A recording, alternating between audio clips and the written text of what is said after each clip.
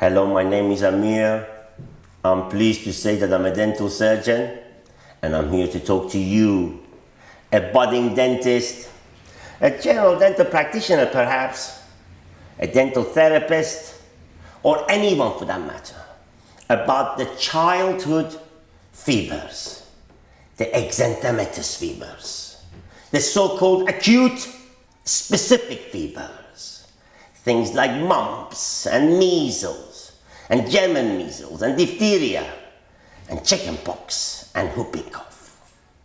And I put them all in here because in each case, some sort of oral manifestation or facial presentation will be seen by us or will be picked up by us. And therefore, you should know something about them. I'm going to talk to you a little bit about their incubation period. The prodromal symptoms, those are the symptoms that come on before the actual illness. Whether or not there is a rash, and what you would see in the mouth column, which is the most important thing for us, and whether or not they are protected by vaccination program. So let's go very slowly through them.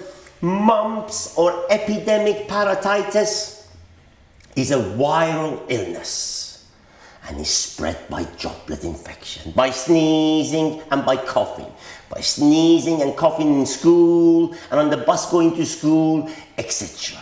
And mumps has a long incubation period. That is, all viruses have a long incubation period. So if someone were to ask you, what is the incubation period of mumps? All you have to think about that is a viral illness, and you would say 2 to 3 weeks, and you'd be right.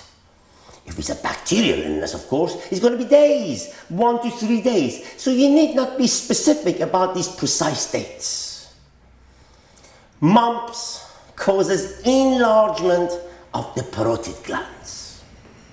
Sometimes the submandibular glands.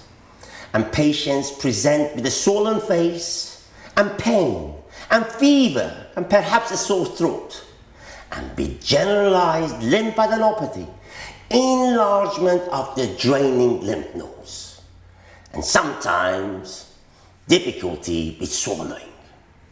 The important thing for us is, though, when you look inside the mouth, you may see that the orifice of the stensons duct or the parotid duct is inflamed on one side or on both sides. And that is about its sole oral manifestation. You remember, of course, that mumps causes Maningo Encholophlitis, rarely. That is inflammation of the meninges and that of the brain, or orchitis, inflammation of the testes, or pancreatitis. But those things are not going to happen in your dental chair. And I'm only mentioning them to you for completeness. Mumps is protected by vaccination program introduced by the National Health Service, the NHS, in 1988. And since its introduction, the mumps, measles, rubella vaccine, it has greatly decreased the number of kids developing mumps. The first jab is given at 13 months and a booster just before kids start school. Measles is a very serious and a highly contagious viral illness, and is spread by droplet infection, by sneezing and by coughing, by sneezing and coughing in school and on the playground and on the bus going to school, etc. And because it's a viral illness, it has a long incubation period. So a couple of weeks of incubation period and you'll be right. This is a condition in which young children present and become very fretful and ill and miserable with fever and with generalized lymphadenopathy, enlargement of the draining lymph nodes, and with discharging eyes and ears, and what is called the macular-papular rash. The important thing for us is, though, when you look in the mouth, you may see things called coplic spots. These are just small salivary retention glands which become inflamed and show up as little grains of salt on the inside of the cheek opposite the molars. And the important thing about these coplic spots are that they come on before the rash. They come on before the macular-papular rash. So if you're a clever dentist, like your good self, and you see a child who is fretful and ill and miserable, perhaps coming down with fever and a bit of a cold, and you look inside their mouth and you see these little grains of salt with perhaps a red halo around them. You see these coplic spots on the inside of the cheek, opposite the molars. You look at the mom and say, "Mother, I think your child is coming down with measles." And you probably will be right. But it's best not to say anything and refer them to the GP, because as you recall, this is a notifiable disease and the GP will have to inform the health authority because of it. And you remember, of course, apart from a miserable, fretful and ill child covered in a rash, measles is characterized by inflammation of the ears, otitis media, and that of encephalitis, inflammation of the brain, and a funny thing called subacute sclerosing panencephalitis. But again, those things are not going to happen in your dental chair, and I've only mentioned them to you for completeness. Measles is protected by vaccination program introduced by the National Health Service, the good old NHS, in United Kingdom in 1988. The mumps, measles, rubella vaccine, and since its introduction, it has greatly cut down the number of children needing hospital treatment and developing measles. And I strongly advise all parents in United Kingdom to follow the guidelines set by the National Health Service. The first jab is given at 13 months and a booster just before kids start school. German measles is a viral illness and is spread by droplet infection, by sneezing and by coughing. And because it's a viral illness, it has a long incubation period. So a couple of weeks of incubation period and you'll be right. And patients develop fever and generalized lymphadenopathy, enlargement of the draining lymph nodes. It hasn't got much of an oral manifestation. So we pass it over, except to say that there is a rash very much like the rash of measles, but is a fine maculopapular rash. And unlike the rash of measles, which persists, this one clears up real quick. 3 to 4 days. German measles, of course, is important, as you recall, if a pregnant woman has rubella, because there are serious consequences affecting the fetus if the pregnant woman has German measles. Things like cataract, deafness, encephalitis, etc. And therefore there is a vaccination program for young ladies leaving school because of chance of getting pregnant.